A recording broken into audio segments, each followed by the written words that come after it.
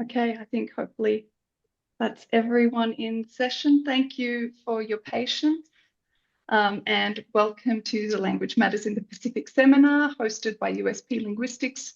This is the second session in our series, pardon me, on language technology, and today's topic is on data sovereignty and ethics in the age of AI, with a focus on language, art, and culture. We're particularly grateful to today's panellists, our moderator, and all of you attending for your time and commitment, given that many of the places we're in across Oceania right now are experiencing quite extreme weather and its aftermath. So I'll now hand over to our moderator, who is Miss Alanyeta Lesuma Fatiaki from the Division of Instructional Design at the Centre for Flexible Learning here at USP. I'll hand over to you now, Ala. It's so wonderful to see everyone here this afternoon or evening or morning, wherever you tuned in. And I'm especially humbled to have a very esteemed panel this day to discuss a very, very interesting and hot topic. So without further ado, I will now request if I could invite our panel members today to each introduce yourself and talk a little bit about your relationship and interactions and experience with these sorts of tools.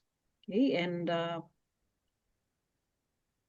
I would, I guess, ask any of you who would like to give it a start, maybe Jason or Ake or Gillian.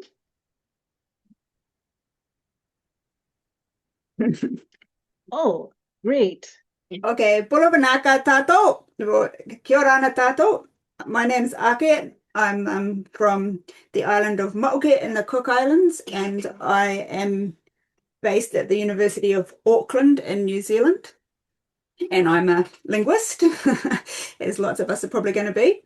And I, for quite a number of years now, have been working in in an area that everyone now calls AI, but that we, during our journey in this project, have called something more along the lines of machine learning or computer-assisted learning or things like that.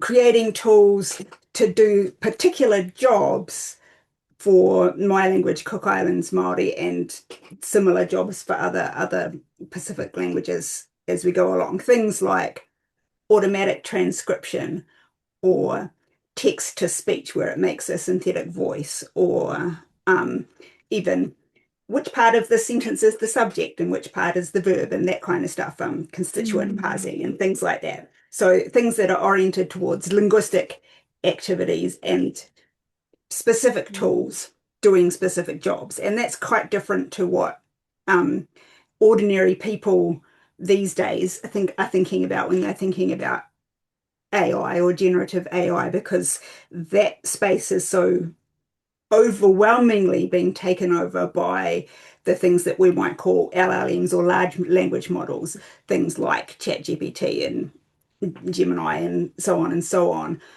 which are kind of the opposite of that kind of tool, in that they are one singular tool. And we're going to talk about the ethics of all of that in detail soon, I imagine. One singular tool that purports to be able to solve all problems. So it's a different kind of tool. And I just thought in the theme of the request, I'm just going to briefly share an interaction I had just a couple of days ago when I went, it was the weekend, the long weekend, and I went to a beach just around the corner from the one that I live on. We've got lots of beaches here. We all live on nice islands in this room, I think. And there's a little maunga, a little mountain there, and I couldn't remember what its indigenous name was, what it's called in Māori. So I did what we all might do, and I just popped it into Google, and I'll show you what I saw.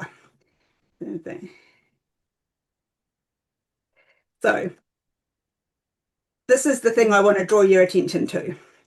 This is the AI summary at the top of Google, which, you know, when I'm being responsible, I scroll past, but I was just in a rush and I wanted to find the information. But I couldn't help but notice the phrasing that the AI summary gave, which was formerly known as. right? Which is not how I, as a person from this part of the ocean, view that. And it's not usually how anyone in Aotearoa would talk about it. If you do talk about it like that in Aotearoa, New Zealand, you're signifying that you have an antagonistic relationship to the Indigenous people, right? That's what you're doing if you say talk about a place name like this. Oh, the old name, the former name, the real name's the English name, that kind of stuff. Like it's a real red flag for I am a racist, right? And I was like, crikey, is that what it says in Wikipedia? Because, I know that a lot of these things are scraped for these sort of specific regional things are scraped out of Wikipedia and sort of summarized in that. But so I went to Wikipedia and this is what Wikipedia says. This is kind of the opposite perspective. It's taking a sort of reasonably Indigenous point of view. It's talking about this is the real name or the traditional name. Here are the traditional owners, and here is some interesting information about what it's like from a pretty Indigenous perspective, right? That's what the Wikipedia says, written by presumably humans who, wanted to get that message across. So I thought that was quite a I'll just get rid of that, quite a small but very telling example of just all the little ways that when we rely on these systems, we're getting directed in a particular direction by them. So yeah, I think that probably positions me in relation to this topic pretty clearly, and I'll pass that on now to our next person. Kura vinaka. Oh, vinaka vakalevu. Okay, maybe Jason, Professor Jason, if you could. Sure. So aloha kako. I'm Jason Lewis. Sorry, excuse me. I'm Jason Lewis. I'm currently on the North Shore of Oahu. I'm doing a sabbatical at the University of Hawaii at Manoa in the political science department and in the information and computer science department. My home university is Concordia University in Montreal, and I'm Hawaiian. And yeah, I think I really liked what Ake had to say in the sense of I think one of the biggest struggles is that we're dealing with both kind of a science fiction kind of like idea of AI as well as an industry hype idea of AI, and as well as a sort of a historical hyping of AI, sort of all at once. So it's very difficult sometimes to see what is actually going on and what might actually be useful to us as opposed to what we're being told will be useful to us. And there's also just a lot of really unethical behavior going on. And so it's difficult to kind of get to what is really, I think, important for the indigenous communities that I work with in North America, here in Hawaii and in Aotearoa. So I'm going to share I'm going to share something very different. But I think I love this when I saw it. And so now I just make sure I find my share. Here it is. And here we go. Okay. Can you see that? Yes. Yeah. Okay. Yeah. So this is something I ran across on Twitter, which I thought was really appropriate. It says, what's your favorite tech innovation? Illegal cab company, right? Which is Uber, Lyft, etc. Illegal hotel chain, Airbnb, things like that. Fake money for criminals, cryptocurrency. Plagiarism machine, which are sort of these large language models. And I really like it because it captures, I think, in a really succinct way, a kind of why it makes a lot of sense to be distrustful of these technologies, is that they're marketed in a particular ways, but then the effects and the consequences they have are quite different from sort of what the hype is. So I co-direct a project called Abundant Intelligences, which is looking at how do we integrate AI into indigenous knowledge systems. So this is a large-scale international effort that started in 2023, and we are working with with Lakota and the Lakota community in the mainland, the Hawaiian community here in Hawaii, Niitsitapi community in southern Alberta, the Haudenosaunee community in southern Ontario, and with the Maori community in New Zealand. And we have people from all those communities that are part of our research team. And we're really trying to figure out, I think the big picture is we're trying to figure out how can we make AI in a way that's good for our communities, right? Or how can we and then as part of that, is there any way to influence the way AI is going in general so that it's better for our communities and we argue by extension better for everybody? And a big part of that is sort of demystifying what is actually going on and sort of working with communities to educate them so that they understand both the opportunities and the perils of the technology. We're fundamentally optimistic in our project, meaning we it's a research project, and we think that the research question is going to be answered in the positive, and that we will be able to figure out ways in which to go about um, uh, sort of creating innovations within this technological space that are good for the specific communities that we're working with, but also good for other Indigenous communities, particularly. And we're about halfway through. We're gonna see where it goes.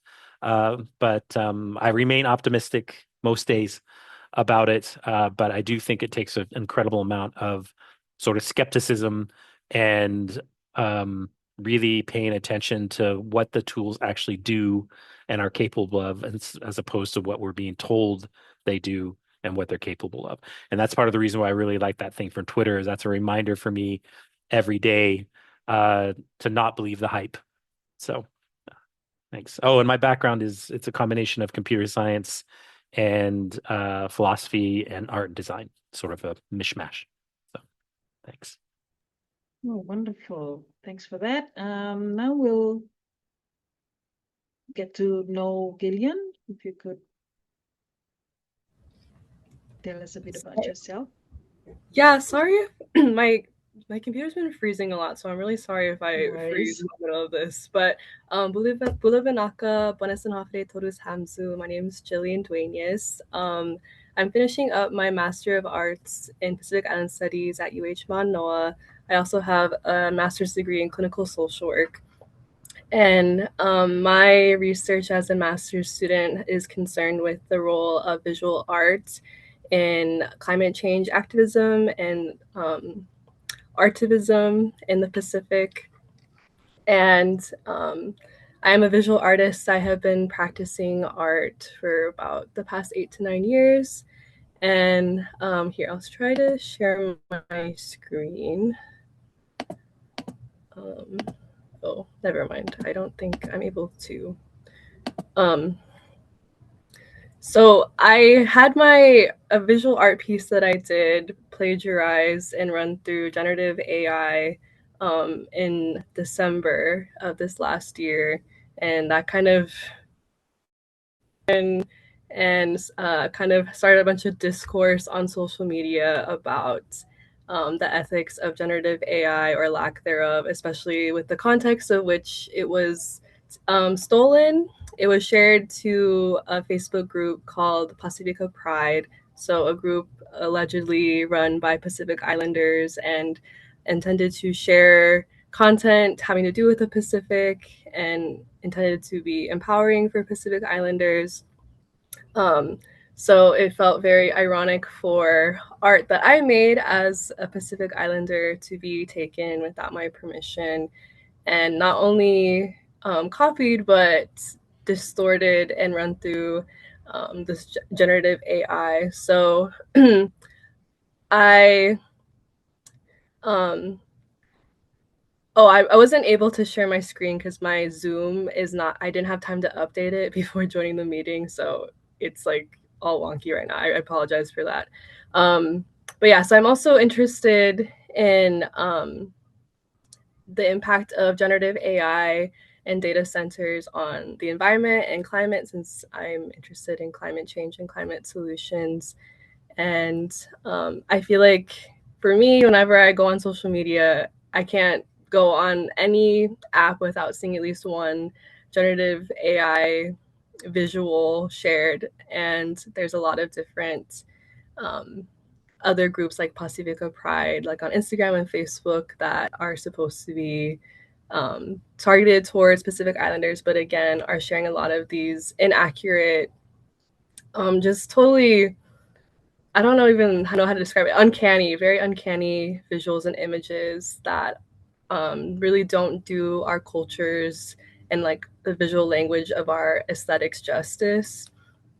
And I know a lot of other visual artists in our communities that have had the same thing happen to them as well. And I feel it's just becoming more prevalent. So yeah, that's my relationship to the topic. And thank you all for having me here today. Thank you, Gillian, for sharing that. Okay, data sovereignty relates to the rights of communities to control the collection, access, and management and reuse of data belonging to them. So, just the question that I wanted to raise with our panel today. What are your thoughts in relation to permissions and control of data that is used to train text and image generation tools?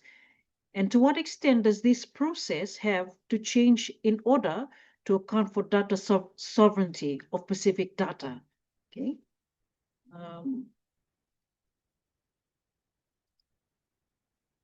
Maybe Gillian, do you want to go first? Respond to that question? Can you put it in the chat, please? Okay, we'll do that.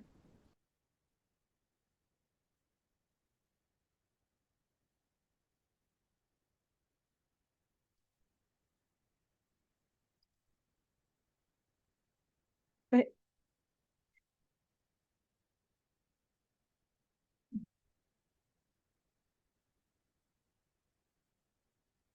maybe do you want to get Jason or Aki to go to respond to that question?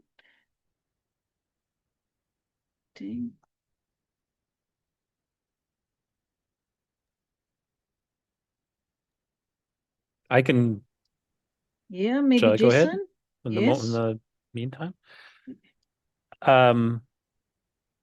So what we're talking a lot about is how do we close the gap between principles like care, fair, OCAP that give us guidelines and think about data sovereignty, and in some cases, particularly around indigenous knowledges, which are one of the I would say one of the at least one of the things we think a lot about in relationship to indigenous knowledge is the fact that the data is carried in so many different formats, right? So chants, songs, dances, etc. So those are all, not all, but a lot of those encode data about our history, about our territories, etc. And so there's an issue of what does it mean? What does it mean to sort of transform that data into format that is accessible to computation, right? That I think is sort of a super important thing to be thinking about. But then it's like, how do we take these principles and actually create standards that can actually then be implemented in the software, if maybe not even the hardware, that we're using to work with these tools. Because right now there's nothing that we know of that does that. And if anybody does know of it, please let us know.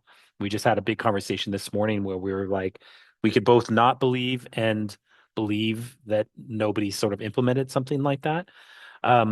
And so what does that mean? So that means that if you are developing a system, so if you are writing the software for one of these systems, so whether it's something like a large language model or a small language model, or something as easy, something as relatively straightforward as an image classifier or whatever it might be, that you actually have concrete guidelines you can use as the person programming that software that can help you implement the necessary data governance into the controls of the system and how that system works with data, right? So we have some database things like Merkutu, which has established, sort of taken data sovereignty guidelines and implement them in sort of in a database sort of format. We need something like that that is suitable for kind of programming of all type. Databases are a particular kind of beast, but particularly the kind of program that we're using for these AI tools, the image, whether it's image generation or text generation, right now, of course, have no restrictions on them like that, or the restrictions they do have are not reflective of indigenous values in any way. So for a lot of us in our group, that's a real focus right now. It's like, yes, absolutely, indigenous data sovereignty is super important. Absolutely, we have to do it in a way that is super, hyper local compared to the prevailing sort of desire to create things at scale that will cover all humans, right? Like Akai say something that like is one tool to rule them all. But something that's really both is able to draw on what we may share in common as indigenous peoples, but also can be very much customized to particular communities and how they want their data handled. Thanks for that, Professor Jason. And now we are delighted that Professor Katarina was able to make it to our session. So without further ado, may I welcome Professor Katarina Tewa, wherever you are here in our Zoom room.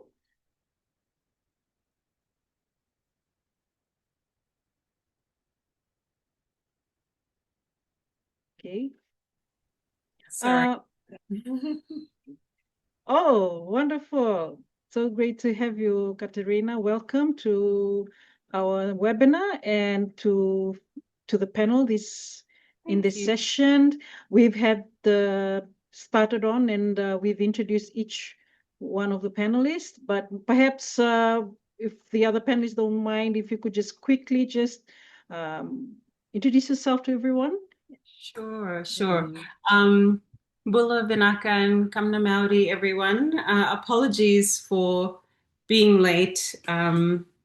We have daylight savings over here on Ngunnawal country and across Australia, and that 1 hour absolutely changed my whole entire schedule. So, and then after that, had to deal with the whole thing that Jillian mentioned, which was updating Zoom so that it could actually be compatible.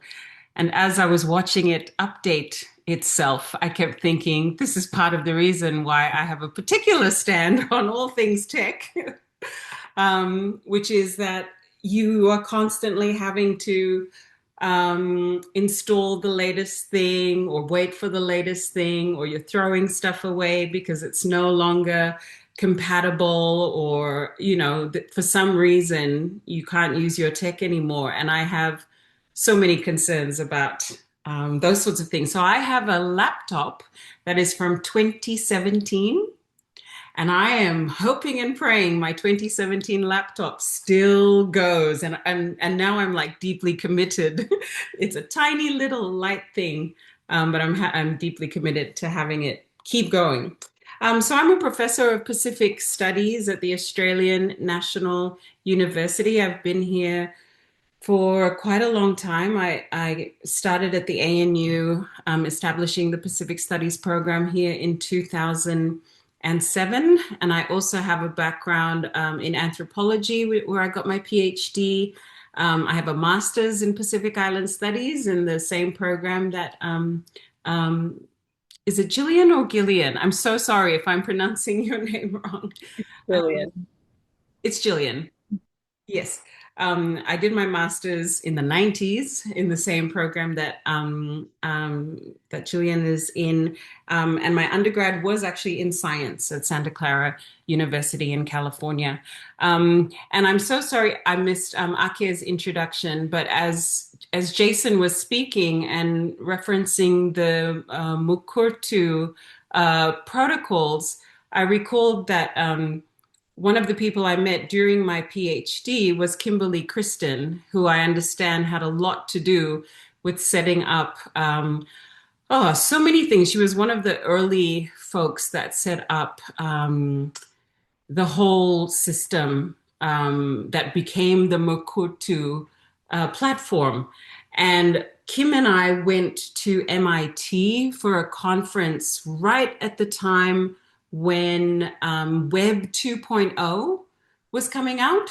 So we went to this big conference, and it was like the next generation of all things tech was about to happen at MIT. And I'd gone along to that conference with Kim, and everyone was talking tech and the amazing things you could do in cyberspace. And I was walking around MIT talking about islands and rocks and people. And everyone was like, who's that random person from far, far away? Because MIT is on the other side of the United States. Why are they talking about islands and rocks? And the rapporteur of the conference actually referenced my presentation to remind everybody about the real world and the importance of actual physical things, islands and bodies and people. So I've decided that's my entry point into conversations about AI. And I was there with Kim Kristen, who became quite well known then for this, the work she was doing with indigenous communities and things like data sovereignty and, keeping their heritage safe. But we were coming at it from two very, very different places. And mine has always been material, grounded and embodied. So that's me. Vinaka. Vinaka Vakalevo, Professor Katarina. Now we're going back to our discussion on data sovereignty, and maybe I'll just, for everyone's sake, I'll just repeat the question. And so it's talking about data sovereignty, which relates to rights of communities to control the collection, access, management, and reuse of data belonging to them. So really, what are your thoughts in relation to permissions and control of data that is used to train text and image generation tools? And to what extent does this process have to change in order to account for data sovereignty of all Pacific data? Professor Jason had given his response, so maybe we'll ask Ake, and then maybe we'll come back to you, Gillian, and Professor Katarina at the end. Okay, well, this is a big topic, and it's the big tech sort of approach to data pays not the slightest mind to anybody's data sovereignty, right? They don't believe in it. They don't think that there's any information on the internet, the whole giant 40 years worth of internet, that they shouldn't have access to. They have all kinds of arguments that they make to talk about why it isn't plagiarism and why it isn't theft and all of that kind of stuff. In my view, their arguments don't stand up, but that's what they say. And they are very powerful in a global sense at this time. It could be argued that they are running the American government at this time. And so trying to get them to change anything about their approach, I think, is pretty futile. So as Jason suggested, I think the answer is scaling down and localizing how you do things. And that can include technological tools, because the internet is just a bunch of wires connecting computers together, right? And you can have some computers and connect it with wires in your local internet network that isn't connected to the rest of the network, for example. That's a thing that can happen. So a community, a particular, local community or a community of artists or things like that who wanted to work together and wanted to share their things and, all of that kind of stuff could do that. This takes money, but it's there is technologically answers to some of these questions, and I think they mostly involve opting out of the big systems and or limiting what you do in the big systems, being careful about what you post on the open internet, and then making spaces that are not part of that where you can do digital things with your particular group, whether that's your local people in a particular place looking after your stories, or it's a group of artists working together, or anything like that, because they're just absolutely out of control, greedy monsters who won't be stopped until they stop themselves. Like it might well, the economic model that they built these things on is vulnerable, and it might indeed fall over, and they won't, they won't be able to keep it up, and they won't, contrary to what some of them think, because there's a not insignificant faction of senior people like Sam Altman, who's the boss of OpenAI, thinks these are going to get uploaded to the cloud and go to digital heaven any minute, right? There's people who are really invested in these kind of, they have these beliefs that they believe about the potential power of what they call the generative AI, and those are absolute deranged nonsense, right? That's not happening. He's not going to digital heaven next month or ever, but that's what they're up to. You can't reason with them. There's no fixing that. It just has to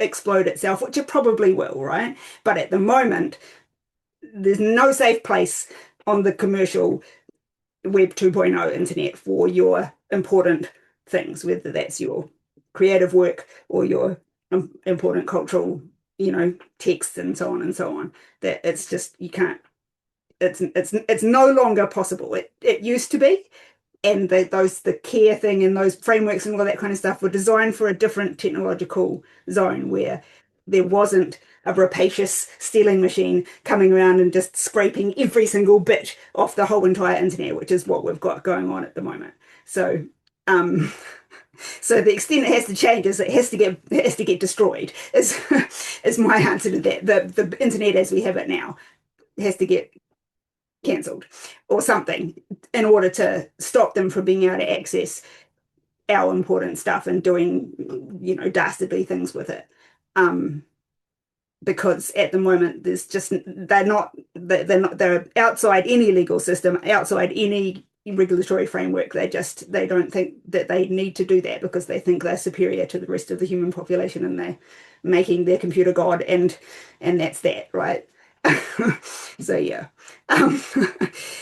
So yeah, but I agree. I get the keyword I'm locking into about what Jason said is we remake local versions of it. And of course, that way of approaching stuff is very much typically the Indigenous way of approaching things, right? We're like, here we have our people connected to a particular place. We have a practice that we do together, and we'll share that with each other and with other people who we choose to share it with, and not give it to Sam Altman. But that does mean that what we have to do as practitioners or people or members of community is we have to start being really careful about what we put on the open internet.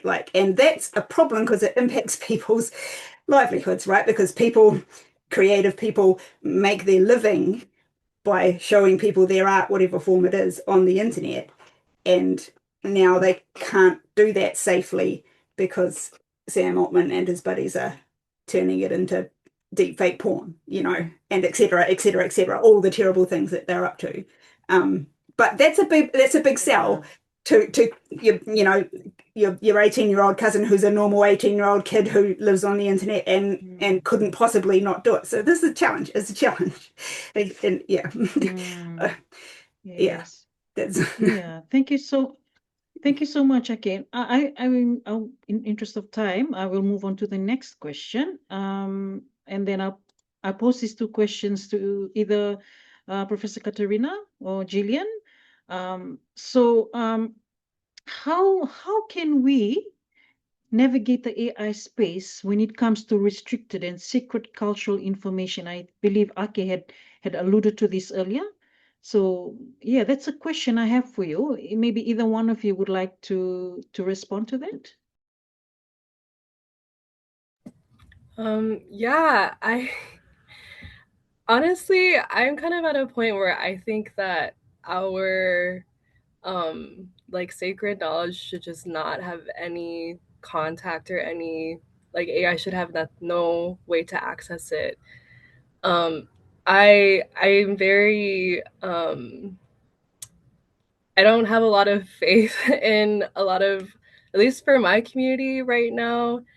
I think especially in a very capitalist society, I think people are more concerned with instant gratification and more concerned with being able to profit off of, like, generate an image and then profit off of it. And they're not thinking about how it's impacting people. Kind of going back to the previous question too, I'm not really super tapped into the data sovereignty conversation specifically, but we all have our own specific cultural protocols, and like I don't think our ancestors really foresaw that this would be an ethical dilemma that we're having now. And so we have to kind of figure out what is the proper way to gain permission, especially from artists, because that's how this technology is being trained, right? By things that already exist.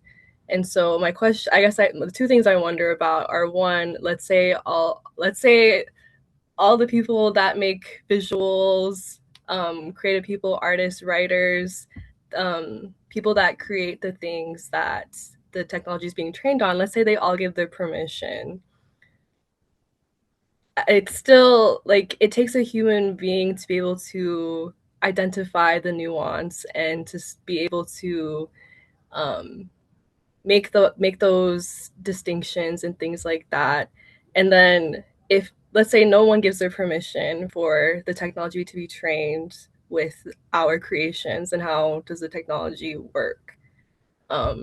So I feel like in a lot of ways it's very incompatible with generative AI, at least. And I don't know.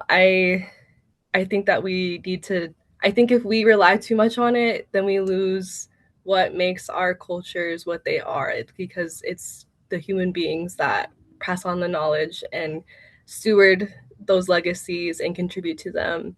And so like I think that in theory, like in an ideal situation, AI can help fill in the blanks, especially for those of our peoples who have suffered a lot of cultural loss. And at what cost, though? Like, is it worth hurting people that are living and breathing today? Is it worth destroying the environment so our descendants don't even have a lands and oceans to live and thrive on? I don't know. I just feel like there's too much greed and there's too much competition, I guess. I don't know. So I guess personally, I just don't really have a lot of faith, at least how things are now, in navigating AI, especially when it comes to things that are sacred and need to be gate kept and need to be protected. Okay, Jillian, thanks for that. Anyone would like to respond to that or add further? Can I add to that? Yes. I agree with Jillian, and I agree with what Ake was saying before as well. And when it comes to sensitive information, cultural knowledge, protocols, things that are deliberately kept secret and only passed down through different genealogies and through different, methods in the context of Indigenous knowledge, we haven't even gotten it right with paper and pen. How is AI and the software and tech going to help us? Like, we still have a problem with the ways in which knowledge has been written down in books. Like, it was not that long ago when UNESCO would come to the Pacific and would say, okay, we've got a project on culture. We're going to talk about culture. And all the people UNESCO sent through to talk about culture were talking about books and libraries and galleries and archives and things. And they were talking to Pacific audiences. And the Pacific audience said, that's not culture. Like the Pacific audience was like, yes, those are nice things, but that's culture to you, and culture to us is actually not libraries and galleries and all of these things. So if we never, I don't think, ever fully resolve that. Like my friend Elise is somewhere here, and the Pacific went through this process of putting together or trying to put together cultural policies for, national cultural policies for different nation states and countries. And that was a really difficult process because of the huge amount of cultural and traditional knowledge that is held in very, very particular ways. I feel like the gap between that, which couldn't even be resolved necessarily for many countries through a policy framework or through publishing.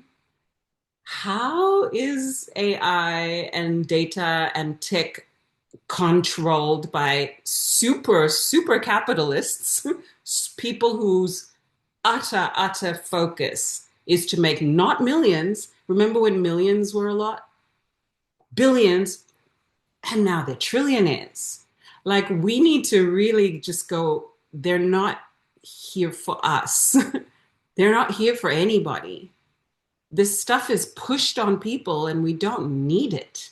We don't need all the platforms and all the 5 trillion apps.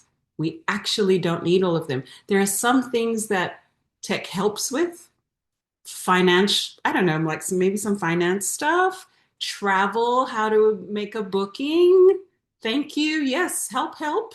There's some really fundamentals where a little bit of tech is super helpful, but 5,000% of everything else does not need it, let alone Indigenous people's knowledge, sacred knowledge, spiritual knowledge, all of those things. However, I do believe that those things do need to start being transmitted to the next generations and can't just be held and not shared. But I also understand that's very, very tricky. They're kept and held in a certain way for really, really good, often intense spiritual reasons that transcend generations. So figuring that all out is important, doesn't require tech. And we have to be really realistic. Do we actually need this stuff? Humans definitely don't. It is a whole capitalist production to make some people super rich. And I agree, so that they can beam themselves up to some sacred supernova place of digital inhabitation, which is awesome. They should all go there. But it doesn't need to be pushed on to everyday people, to workers, to teachers. There's some stuff that humans need to figure out for themselves and hold with all their senses in their bodies. And that's what traditional knowledge is. That's what Indigenous knowledge is. That was what hopefully Pacific knowledge still is. So, yeah, I just wanted to add that. Thank you. Yeah, thank you, Professor Katerina.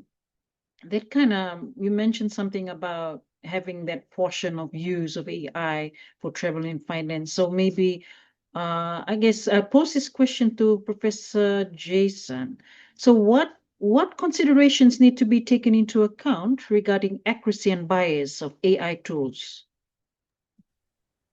Well, so I think for me, the model for this, the model for how to approach this is Tehiku Media in Aotearoa, who have developed a very community engaged, community validated, community desired process for developing translation apps, language translation software of different sorts, natural language processing software, where they really, so first of all, they started with a corpus of audio data from the community radio station, and they got all the permissions that they needed in order to use to use those recordings to start training the language model.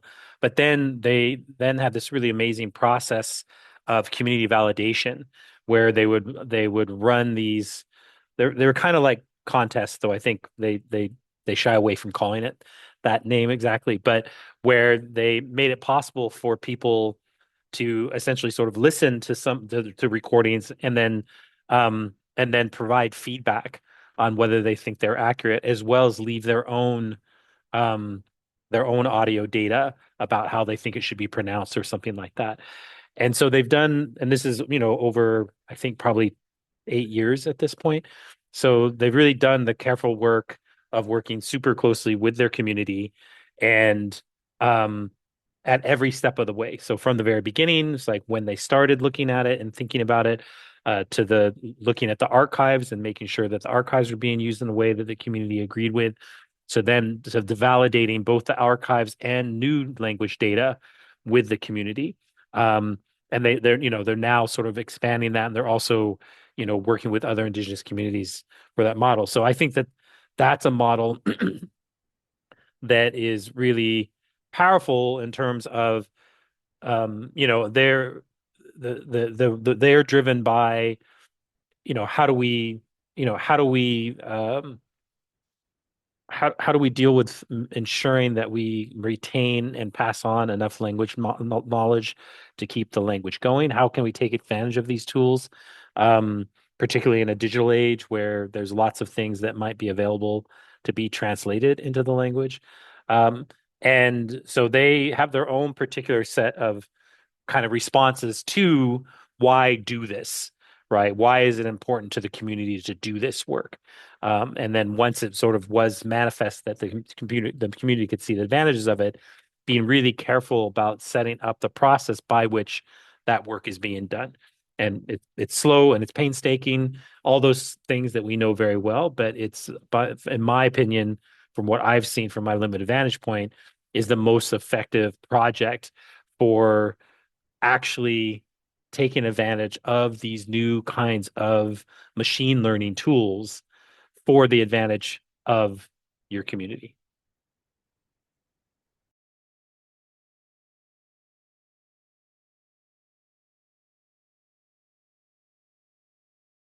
Thanks for that, Professor. It's a very interesting project that I've been reading. It's really interesting, and even from my end, the Fijian language as well would take a few lessons from what they have done. So we'll just move on to the next question, and a question is, I guess I'll pose this to Gillian because this is very close to her heart. So what are and I think you may have already alluded to this as well, and it's to do with the impact, potential, and current impacts on AI tools on creative industries. And I think you've shared a little bit of how this has contributed to devaluing of artists' work. So maybe, Gillian, you might want to speak to this from your end. Yeah, for sure. It's the impact is definitely very devastating, I would say.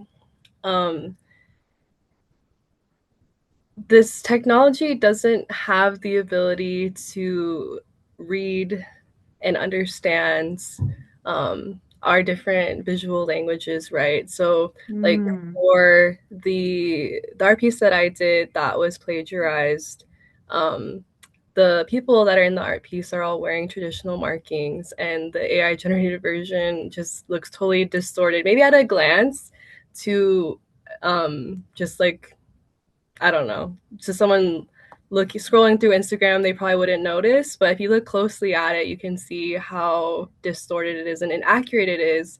And that is very harmful for the integrity of our cultures, especially with things like that, where it's every single marking is very intentional. It means something, and any variation can totally change the meaning or give it no meaning at all. And I think also too with visual art specifically, I see a lot of instances of different biases that pop up in the AI generated visuals, like colorism. I've seen artists where their work was run through generative AI, and the original artwork featured darker skin, for example, but the plagiarized version had lighter skin. And things like that, I think, just show how this technology is made by humans that are biased and have these implicit biases. And so the flaws that we have as humans are showing up in this technology as well. I think too, another thing that I've noticed a lot is, at least for my community, for the Chamorro community, I just like a couple weeks ago, I saw this video that was very clearly AI generated that was supposed to be telling the colonial history of our islands. And the people that were in the video were like, it looked like Moana, like from Disney, which was just like, that's not what our ancestors looked like or wore. That like it also didn't, it just was totally inaccurate. And I think that's very dangerous and harmful if people are trying to learn about our community and this is what they have access to and this is what they're seeing, or even our own young people, if they're wanting to learn more about our history and this is what they are being given, it's just not right. It's another thing I see a lot of too is AI generated music. And so that has been very jarring to see. It's very pervasive, I think, in a lot of, at least on social media, like on TikTok and stuff. People having AI generated versions. I've seen a lot of it happen with like songs in Olelo Hawaii. And it's just like, why do we need AI to do that? Like people already are making music and people make music. Technology doesn't make music. Like just AI generated voices that just don't even sound like real people. And then like the pronunciation can be totally off. It's just, yeah, same Samoan music and same for Chamorro music too. I think it's probably happening in all of our languages at this point. And I just like, why do we need art? Is like, art has soul, art has mana. Like AI cannot do what we do. And again too, I see a lot of people like selling t-shirt designs that are totally clearly AI generated. Like the people have like 6 fingers, or there's just like these little things that as an artist, I like, my eye is drawn to it like automatically, and I can like in 5 seconds I can spot if something's been AI generated or if it was made by a human being. So, or yeah, too, I also see a lot of AI generated videos of indigenous people. Like I saw one that was supposed to be an Aboriginal person and telling stories, and like it has like thousands and thousands of views and likes and shares, and it's not even a real person. That's storytelling and like perpetuating like a noble savage stereotype. But yeah, I'm kind of going on a tangent here, but in conclusion, yeah, it's scary.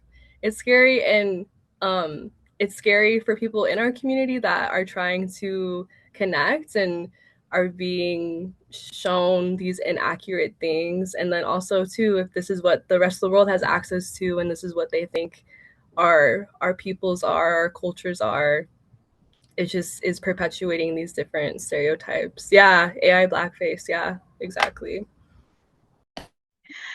Yeah, thank you, Juliet. I totally identify with the AI music that's also happening here in Fiji. And I guess we'll just go on to the next question, which is really centered around, I think all of you would have a familiarity with this, and this is to do with learning and teaching. You know, we've talked about some very important topics and considerations for us in the region regarding AI tools, but what does all this mean for us as teachers? I know for Professor Katerina and as well as Ake and students. How do we want students to engage or not with these technologies in and outside the classroom? So I will ask Ake to respond to this question. Yes. To Okay. start off our discussions. Yeah. It's really the concern is with students using AI tools like ChatGPT and that category of tool is that a lot of the time what's potentially happening when they do that is they are bypassing the practicing of the skills, which is the very reason why they are at the university learning to do what they're learning to do, because they have to practice, in particular, understanding things they've read and writing about what they've read, right? If you're teaching a BA like I am, that's the key skill that a student's supposed to be learning, how to understand critically a range of texts and how to write or say what you think about that range of text. And this is a very, very valuable critical skill. And the more people we've got who can do that, the safer the modern world's knowledge is going to be. But when students who are under all this time pressure to just, get the thing done, hand over that learning process to this racist robot, they're missing out on the very point of being there, right? Why are they paying heaps of money to study university? Just don't do that, because what's the point, And the frustrating thing, like a good proportion of my students that I teach are pretty critical, have the same kind of critical views that almost that I have, but there are also, a significant minority who are just doing it. And I'm not so much worried about the cheating angle I'm worried about what's going to happen to a whole generation's people of capacity to be able to understand and interpret a text, whether that's, a book or a song or a painting or a sculpture or whatever, that people are just stopping learning how to do that. And that's really no good, because that's reducing on a population level our capacity to be critical humans who can make good decisions, And we're doing that in the universities in a climate where the managerial end of the university is swallowed the propaganda hook, line, and sinker. Like at my university, the now soon to be departing vice chancellor reported back to us at some point in the last couple of years that she'd been to a meeting about AI, and she couldn't tell us who she went to the meeting with, but it was a really good meeting about AI, and we're going to have AI now. And then various people in the staff in the chat said, what about the bias? What about the bias? And she said, well, I brought this up in the meeting with the people she can't name, and they said, oh, well, people are biased too. And this is the boss of a 40,000 student university, like that tricked by the rhetoric, it's really, that's the, like, and like, they've put it in our hospitals now. It's really infiltrated in a way that I think is dangerous and scary. So like it, I talk about this stuff in my classroom and talk about it with my students, but it doesn't stop some of them. Some of them are just so nervous and so worried about it that they think it, they're too scared about their own skills, and that's about who we tell is good and whose kind of language we say is acceptable. And like I agree with Katarina that this is the writing technology is an earlier disruptive technology that we don't pay enough attention to, and that is relevant to all of this. But like in the world that we live in now, being able to contend with that type of information, written information, to be able to understand it and critically engage with it is really, really important. And we're deleting that skill, and that's scary. Yeah. Thank you, Aki. Maybe someone would like to respond to that, Professor Katarina or Gillian?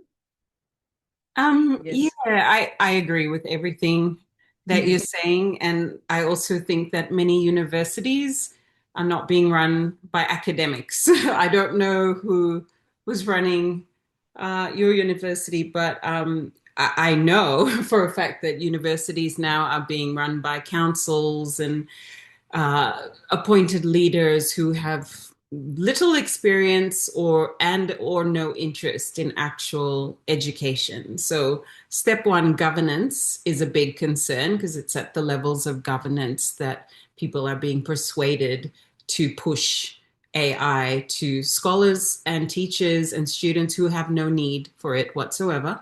On a practical level in my classes, the first thing I did when AI and ChatGPT became a thing, I just immediately removed the analytical essay, which was the core, absolute core part of the class that I teach in Pacific Studies. And I also agree, literacy of text, critical thinking, analytical thinking, all of these things are super important. So yes, we're contending still with text, and obviously literacy and all kinds of diverse literacies are super, super important. But I immediately removed the analytical essay writing because I was reading the same essay over and over again. So AI can generate the perfect analytical essay and the perfect Eurocentric male analytical voice. And so what I had to do was decide that other kinds of literacies are going to be important in my classroom.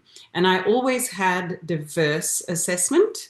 I always had all kinds of diverse assessment in the classroom. It's just that the analytical essay had the heaviest weight. It was the biggest and the most important essay that people had to write.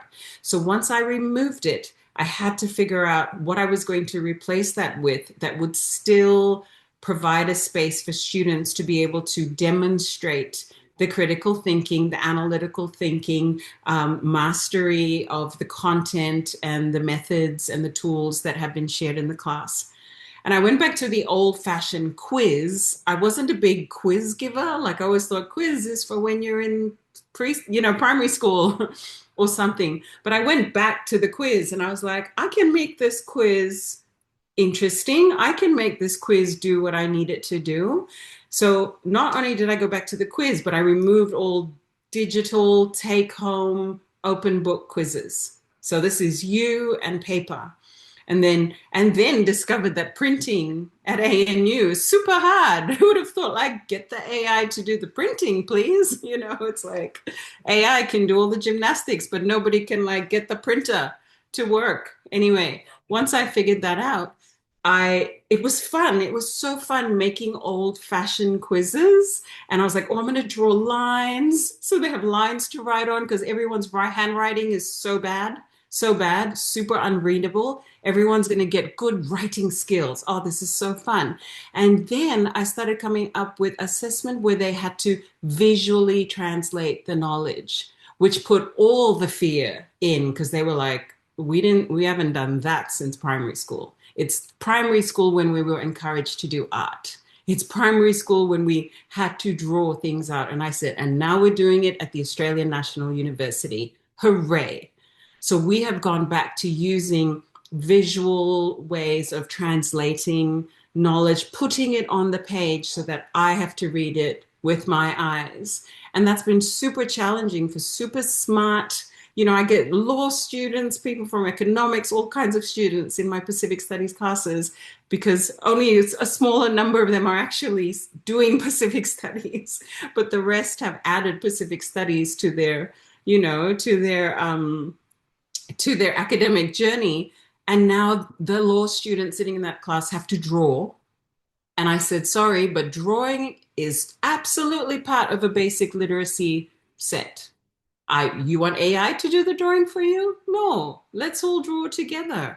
And so it's been wonderful. Like I can talk about tattooing in the Pacific and people have to figure out like, how would you design a tattoo and what would that mean? Right? That's actually a difficult thing to do. Would you put this on your body?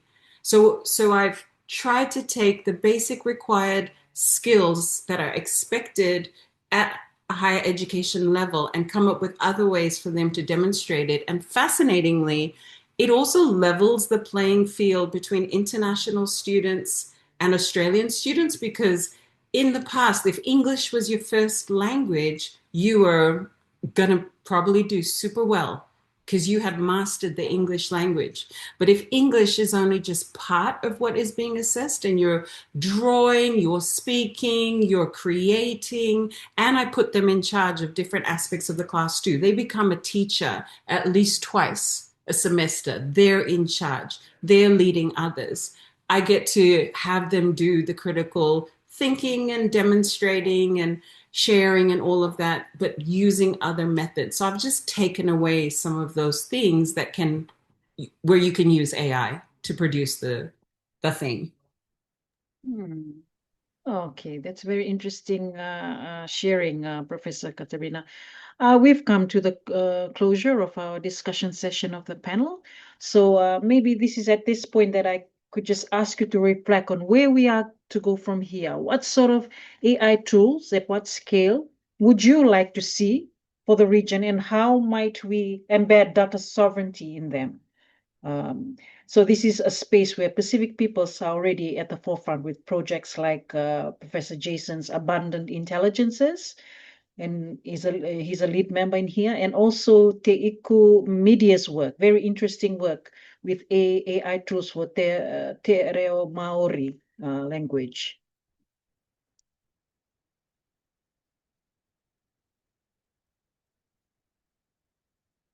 Maybe Jillian, would you like to just offer your reflections?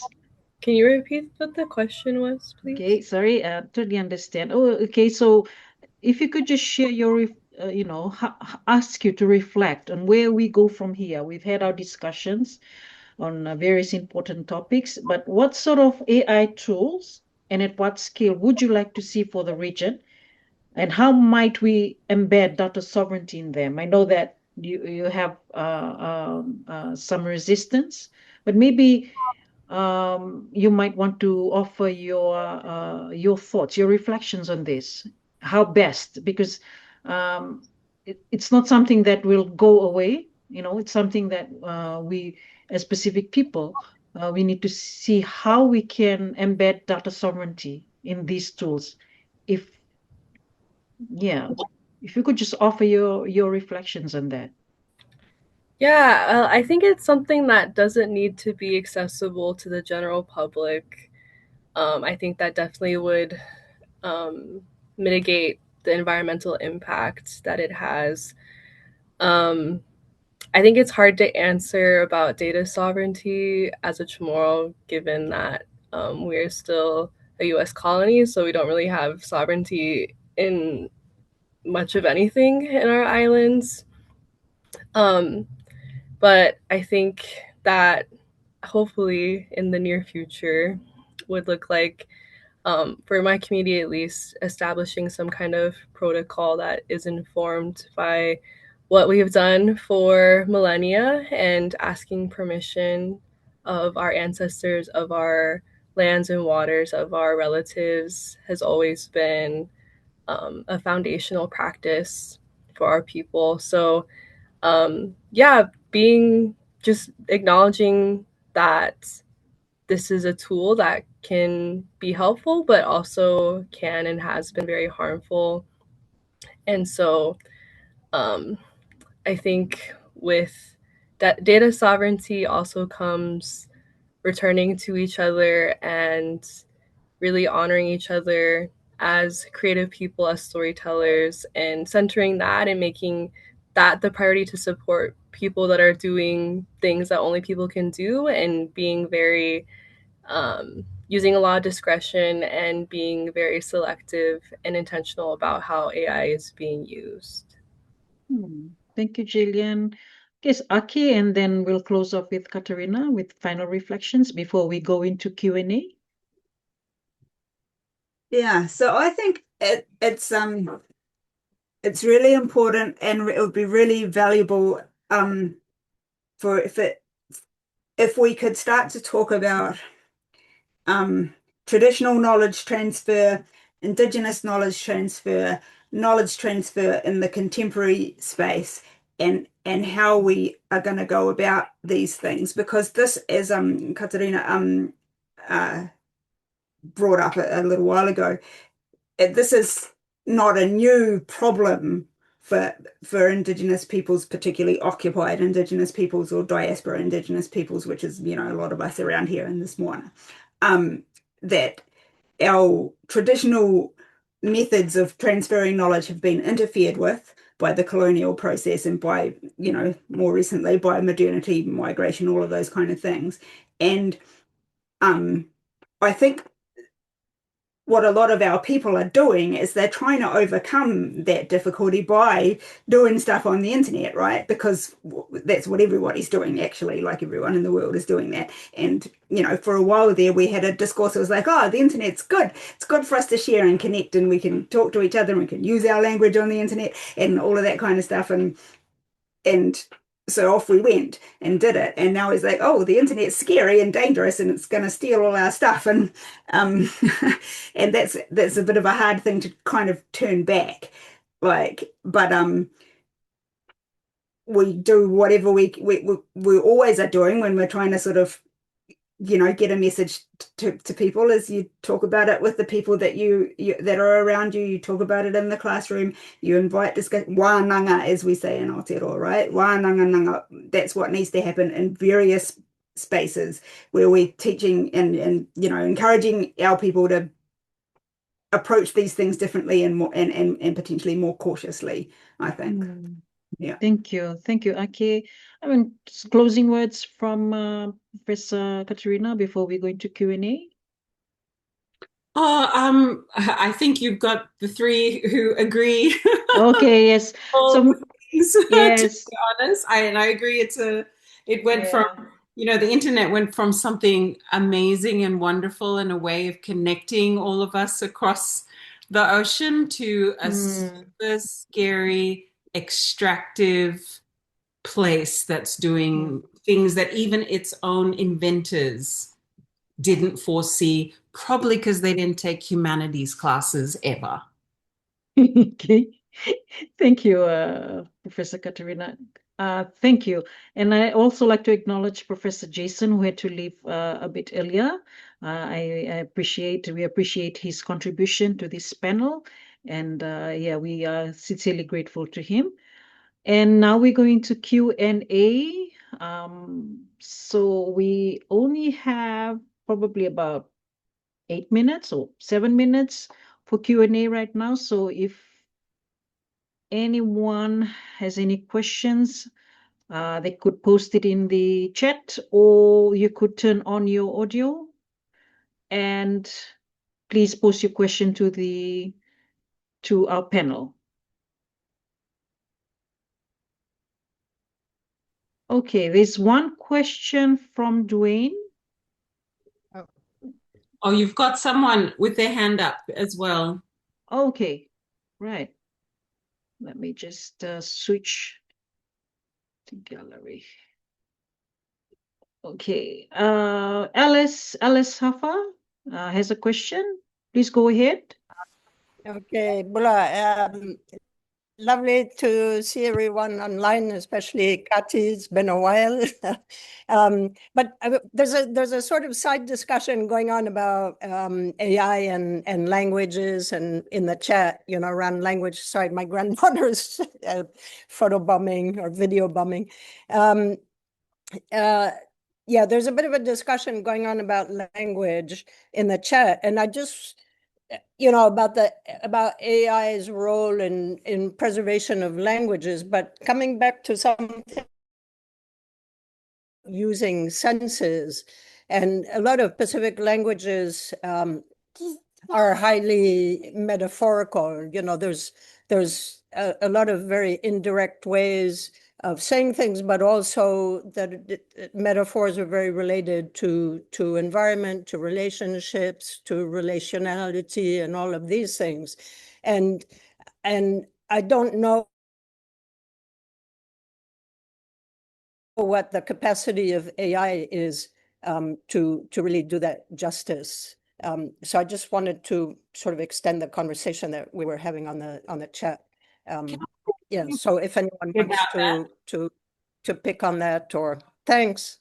Yeah, Elise, I totally agree with that.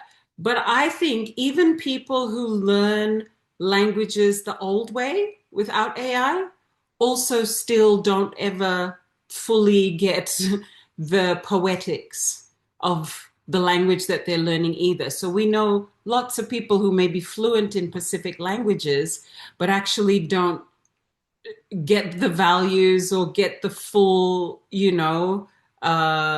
multi-layered concepts within languages. So I actually think that AI or internet learning of basic language skills of other languages is actually one of the basic useful things that this technology does. And I think the difference is this expectation. I don't think, like, you can teach me French from here till kingdom come, and I absolutely won't get all the different subtleties and all the different contexts and all the poetics of the French language. So whether I'm using Google Translate or whether I'm sitting in a classroom and a real live teacher is teaching me, and I've had many of those teachers and I still can't speak languages properly, maybe it's just me, but I think that is actually one of the useful things, like a basic translation kind of function is something that does good potential cross-cultural work. Yeah, thanks, Professor Katarina. There's another question from Dwayne. It's kind of related to the question that Alice has posted. It's on languages as well. So his question is, what is your take on language learning apps that are run by AI and push the idea of making us being perfect at a particular language just by having these interactions or using their apps? Yeah, that's Okay. impossible. Yeah. So this is in reference to ads I've seen. So it's in like apps like Duolingo, for example. Maybe Ako? It doesn't work. It doesn't work. Even non-AI apps don't work. Can't really learn a language from an app, right? Languages, yeah, especially our languages, are languages that you learn. The best way to learn it is socially. And we've had, 20 years now of various kinds of language learning apps. And I think nobody's ever learned any language from an app yet, right? Not an English speaker learning French or any kind, right? You can learn some words, you can maybe learn a few phrases, but that's not the same thing as learning a language, right? So they can be part of a language learning journey, right? You can use them as well as various other approaches, but on their own, app, AI or not, is not the answer. Yeah. Agree. Thank you, Ake. They are doing response. Do you have any other questions from the audience or maybe from the chat?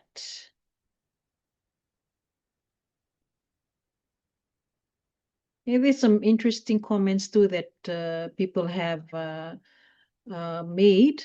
For instance, Dwayne. Okay, Dwayne is at that question. Is there any other questions from the audience, from our participants? I might possibly ask one if nobody else has one right now. Okay, go ahead. That's okay. I just was wondering to come back to one of the earlier questions that there was just about, as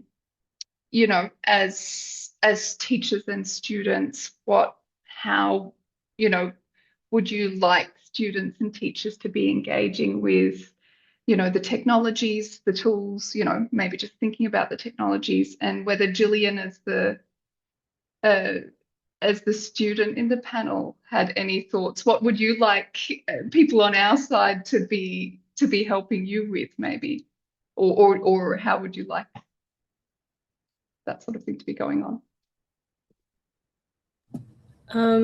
I think for me as a student, it's very jarring to hear how a lot of my peers will just very openly be like, oh yes, I'm having ChatGPT write my paper or write my discussion post or generate my PowerPoint for my class presentation or generate a script for the presentation.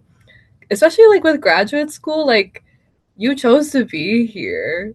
Like, if you didn't want to do research, if you didn't want to write, like, why are you here? You know, that's kind of where I'm at with that. I've never used any AI anything to help me with any of my degrees. Like we were talking about earlier, I think it really just does more harm than good. It like, we're here to build critical thinking skills and be able to communicate and be able to connect with people and learn and share knowledge. And yeah, I don't. It's getting pretty scary. And yeah, if you don't want to write and think and do hard things, and you have to have ChatGPT do that for you, then why are you here? That's kind of where I'm at with that. I totally agree. No tools. No tools. Like, I've never even used a tool to generate a list of references. I have realized I have manually written out every reference. And when I told this to a librarian, the librarian was like, "Oh my God, just hit this button and cut and paste straight from the library website." And I said, "No, that actually gives me anxiety. I'm going to type it out. Author, name, date." Like, I am so manual and old school that even the librarians who are like, also old school think I'm crazy. But I'm like, I agree with Jillian. It scares me to think anyone is utilizing this stuff to somehow make work a bit easy in academia. It's supposed to be hard, unjoyful too, but it's not supposed to be cutting corners. Yeah. Thank you, Professor Katerina.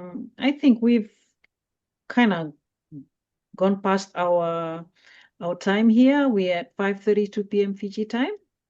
And I would like to take this opportunity to thank a very esteemed panel this evening here in Fiji and in whatever time zones that you're in.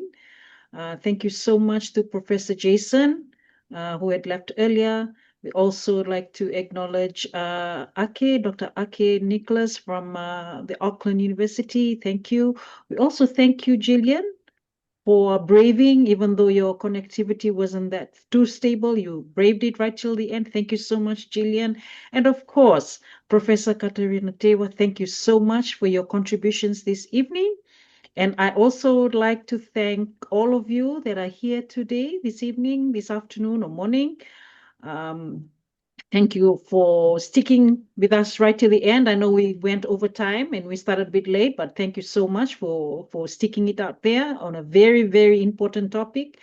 And also, I'd like to acknowledge Harriet and Fiona, who are the behind the scenes in organizing this webinar series. And without further ado, thank you so much. And we hope to see you in the next installment of our webinar series. And you all have a great rest of the day, or morning, or evening, wherever you are. Thank you.